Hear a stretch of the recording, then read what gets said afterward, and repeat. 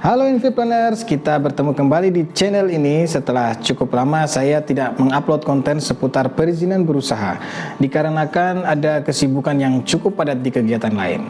Oh ya, pada kesempatan ini saya akan melakukan update lagi mengenai proses pengajuan NIB bagi usaha skala mikro rendah sesuai dengan tampilan OSS yang terbaru di tahun 2026 ini. Mungkin bagi Inviplaners yang baru mau memulai usaha di tahun 2026 ini, khususnya untuk usaha perorangan skala mikro dengan tingkat resiko rendah, maka video ini mungkin dapat berguna sebagai panduannya.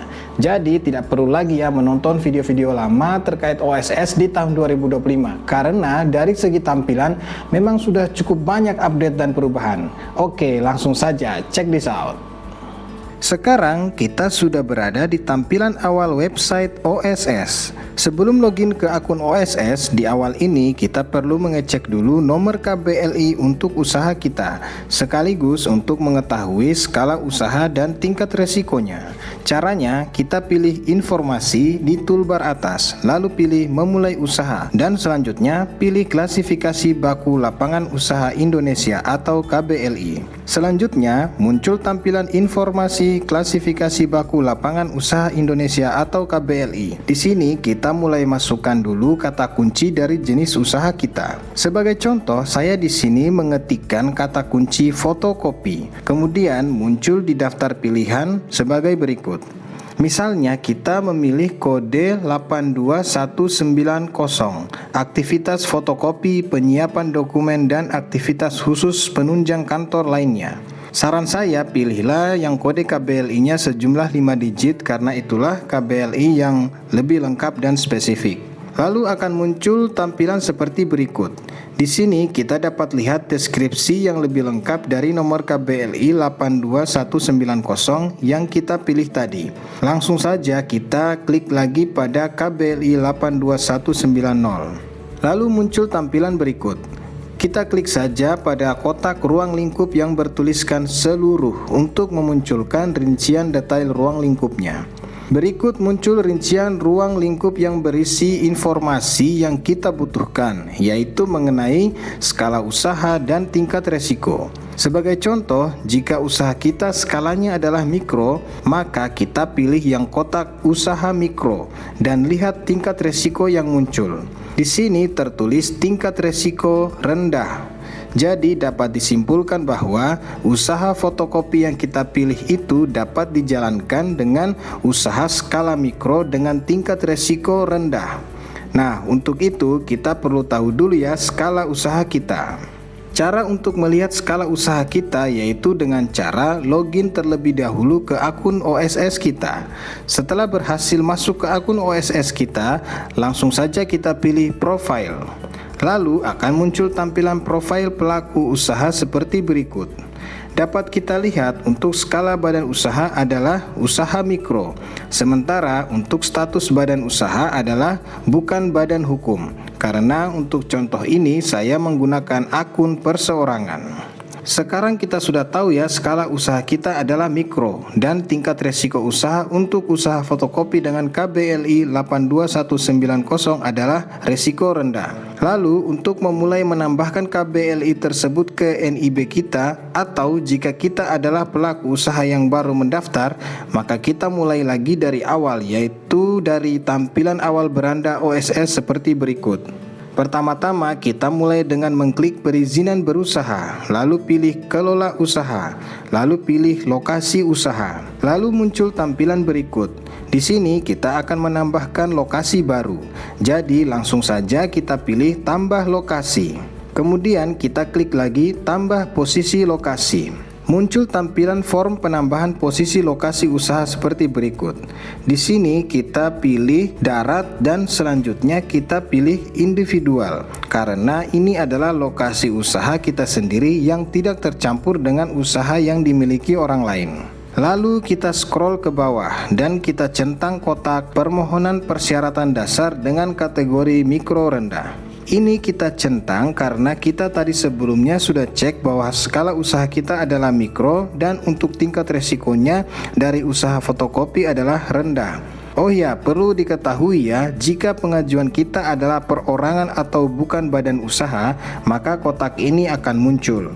Sebaliknya, jika pengajuan kita adalah badan usaha, maka meskipun usaha kita skalanya mikro dan tingkat resiko usahanya rendah, maka kotak persyaratan dasar kategori mikro rendah ini tidak akan muncul ya, sehingga mengharuskan kita mengupload poligon untuk lokasi usaha kita. Nah, karena untuk contoh kita saat ini adalah usaha perorangan dan kategori usaha kita adalah mikro rendah, maka dalam penambahan lokasi usaha kita ini, kita hanya perlu menguploadkan titik koordinat saja, sehingga tidak akan ada proses verifikasi tata ruang.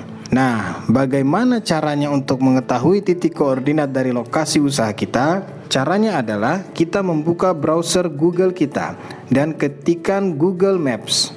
Selanjutnya muncul tampilan Google Maps seperti berikut.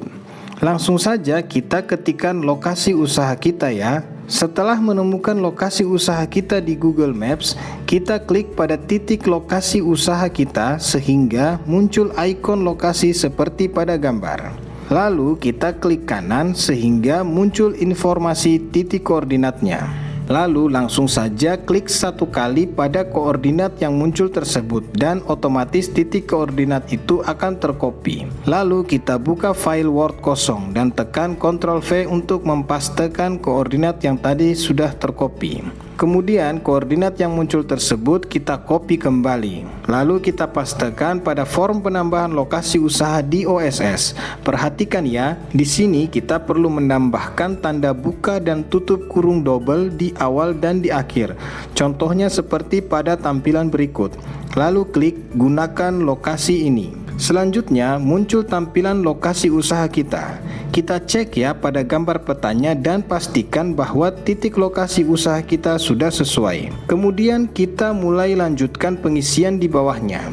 Kita isikan luas lahan, alamat lengkap provinsi, kota, kecamatan, kelurahan, dan kode pos untuk lokasi usaha kita. Kemudian kita di sini diminta untuk mengupload dua file PDF. Yang pertama yaitu dokumen lokasi administratif dan yang kedua adalah foto tampak depan. Untuk file yang pertama yaitu dokumen lokasi administratif, maksudnya adalah kita perlu upload peta lokasi usaha kita yang bisa kita peroleh dari citra satelit Google Maps atau Google Earth. Kemudian untuk foto tampak depan yang dimaksud adalah foto tampak depan dari lokasi usaha kita. Untuk membuat peta lokasi usaha dengan mudah, caranya yaitu dengan kita buka kembali tampilan Google Maps yang sebelumnya tadi sudah kita akses untuk menampilkan koordinat lokasi usaha kita. Di sini kita zoom agar lokasi usaha kita nampak lebih dekat. Setelah dirasa pas, kita lakukan screenshot. Lalu kita buka file Word dan kita pastekan hasil screenshot kita tadi dengan menekan Ctrl V. Di sini kita tambahkan shape lingkaran ya untuk menandai lokasi usaha kita biar lebih nampak jelas posisinya di citra satelit ini. Lalu tambahkan judul lokasi usaha di atas gambar. Jangan lupa lakukan save as pada file ini ya untuk menjadi file PDF. Selain file lokasi usaha, kita juga perlu menyiapkan file Word yang kita isikan foto tampak depan dari lokasi usaha kita. Lalu lakukan save as pada file Word ini untuk menjadikannya file PDF. Kita kembali pada form isian di OSS dan lakukan upload file lokasi usaha dan file tampak depan yang sudah dalam format PDF. Kemudian kita klik simpan posisi lokasi. Lalu akan muncul tampilan data posisi lokasi. Kita scroll saja yang paling bawah untuk melihat lokasi yang tadi baru saja kita tambahkan. Pilih lokasi tersebut dengan cara mencentang pada kotak yang ada di sisi pojok atasnya. Lalu klik kotak lengkapi detail kegiatan. Untuk nama lokasi usaha sudah terisi secara otomatis. Langsung saja kita lakukan pengisian dengan memilih tidak seperti pada contoh di gambar ini ya. Lalu klik selanjutnya. Pada kotak jenis kegiatan usaha kita pilih kegiatan utama. Lalu pada kotak bidang usaha kita masukkan kode KBLI untuk fotokopi yaitu 82190. Kemudian untuk ruang lingkup kegiatan kita pilih seluruh. Lalu klik kotak tambah bidang usaha. Pada sisi kanan atas dapat dilihat ada notifikasi bidang usaha berhasil disimpan. Lalu kita scroll ke bawah. Pada kolom nama usaha kita isikan nama usaha yang akan kita jalankan. Sebagai contoh di sini kita isikan saja usaha fotokopi. Lalu klik selanjutnya. Kemudian kita sampai pada bagian pernyataan mandiri. Di sini langsung saja kita klik centang pada kotak kecil yang ada. Lalu klik kotak proses pada sisi kanan bawah. Muncul tampilan seperti berikut yang merupakan draft surat pernyataan kegiatan usaha mikro dengan tingkat resiko rendah terkait tata ruang. Lalu kita klik lagi kotak proses pada sisi kanan bawah. Selanjutnya akan muncul tampilan berikut di mana di sini pada tab persyaratan dasar untuk aspek tata ruang statusnya terbit otomatis. Kemudian kita lihat pada tab perizinan berusaha ada tulisan perlu tindakan. Untuk itu kita klik tab perizinan berusaha. Pada tab perizinan berusaha muncul tampilan berikut. Kita lihat status NIB kita masih berupa draft. Artinya masih ada proses yang harus dilakukan agar NIB bisa terbit. Kita lihat pada sisi kanan ada kotak lanjut. Langsung saja kita klik lanjut untuk melanjutkan proses perizinan berusaha. Kemudian muncul tampilan data usaha kita seperti berikut.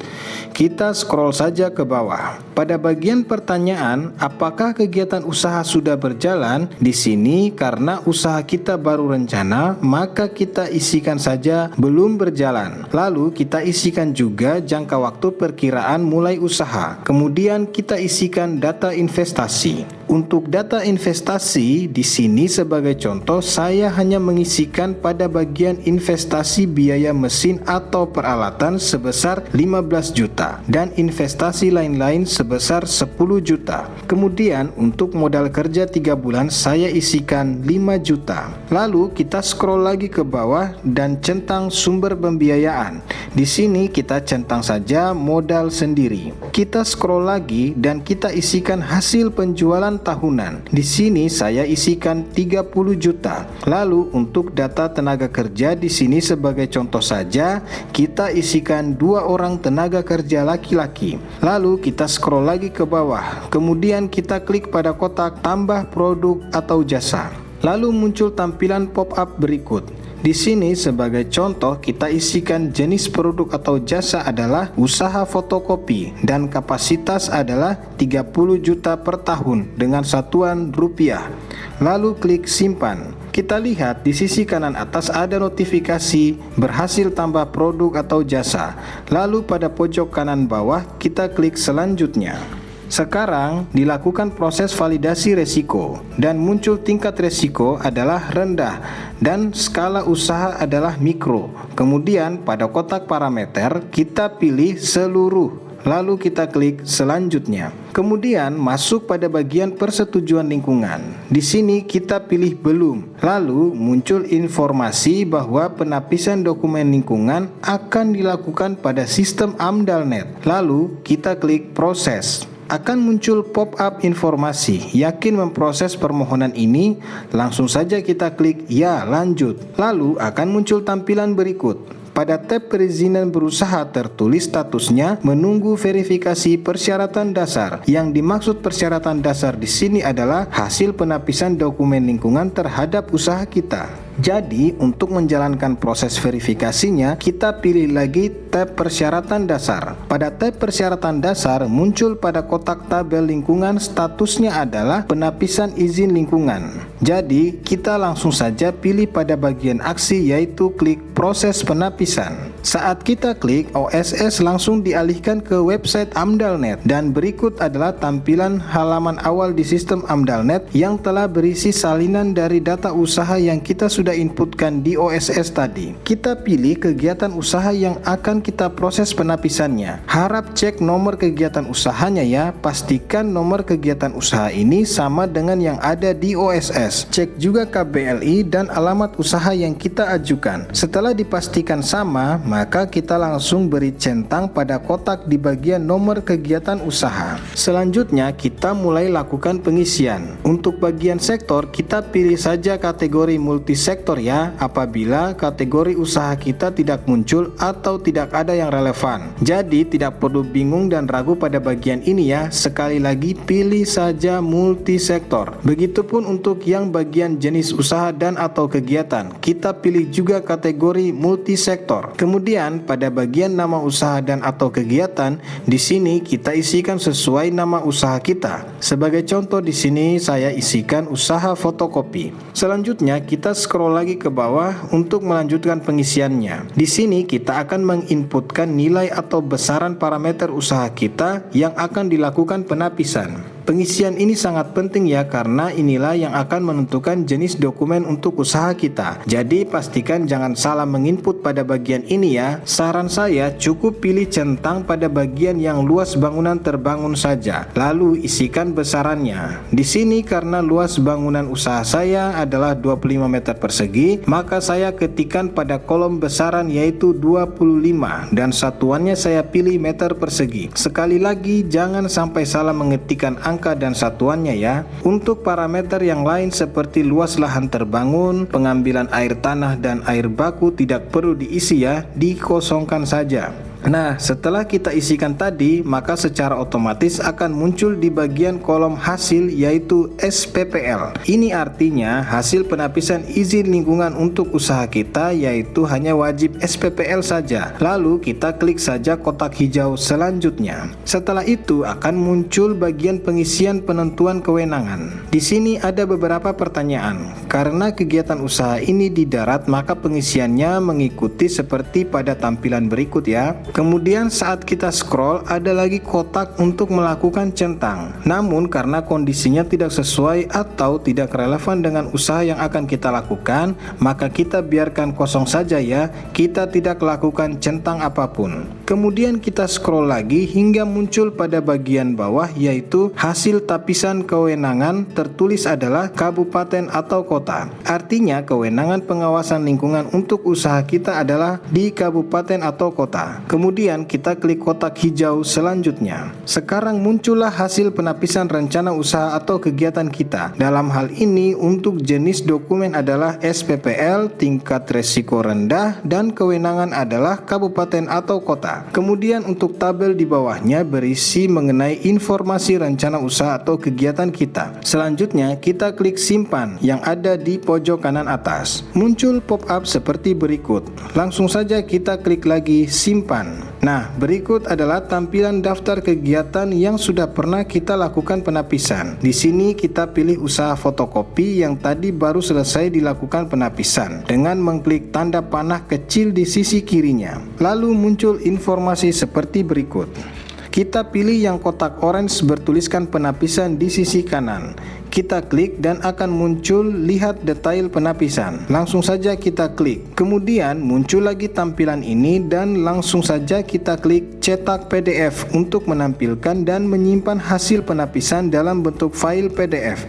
Berikut adalah tampilan hasil penapisan usaha kita dari Amdalnet. Jangan lupa untuk mendownload hasil penapisan SPPL ini ya, agar tersimpan di laptop atau komputer kita. Setelah selesai mendownload hasil penapisan, maka langsung saja kita tinggalkan website Amdalnet ini dan kita kembali lagi ke OSS. Pada OSS langsung saja kita mulai lagi dengan klik untuk memilih perizinan usaha, pilih kelola usaha, lalu pilih kegiatan usaha. Lalu akan muncul tampilan daftar kegiatan usaha kita. Kita mencari usaha yang tadi kita proses, yaitu usaha fotokopi. Dapat kita lihat di sisi kanan ada kotak yang bertuliskan detail perizinan. Langsung saja kita klik ya untuk melihat lebih detail informasinya. Langsung muncul lagi tampilan tab persyaratan dasar dan tab perizinan berusaha. Pada tab persyaratan dasar statusnya sudah hijau semua. Untuk tata ruang statusnya sudah terbit otomatis ya, karena ini cuma kegiatan usaha perorangan dengan skala mikro rendah.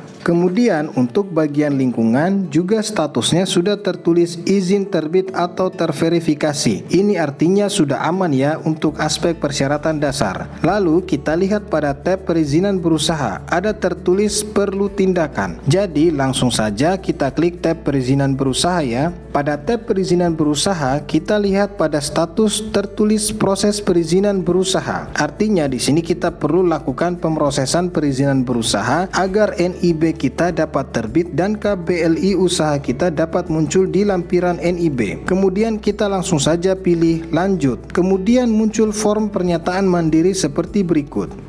Kita scroll ke bawah untuk melihat semua isi pernyataan mandiri secara keseluruhan. Kita baca dulu isinya ya. Lalu yang perlu kita lakukan di sini hanyalah melakukan centang pada kotak-kotak yang telah tersedia seperti pada tampilan gambar. Setelah itu langsung saja klik proses. Kemudian muncul tampilan draft NIB seperti berikut. Lalu kita klik saja terbitkan. Setelah itu muncul tampilan berikut dan ada notifikasi di sisi kanan atas yaitu NIB Anda telah terbit.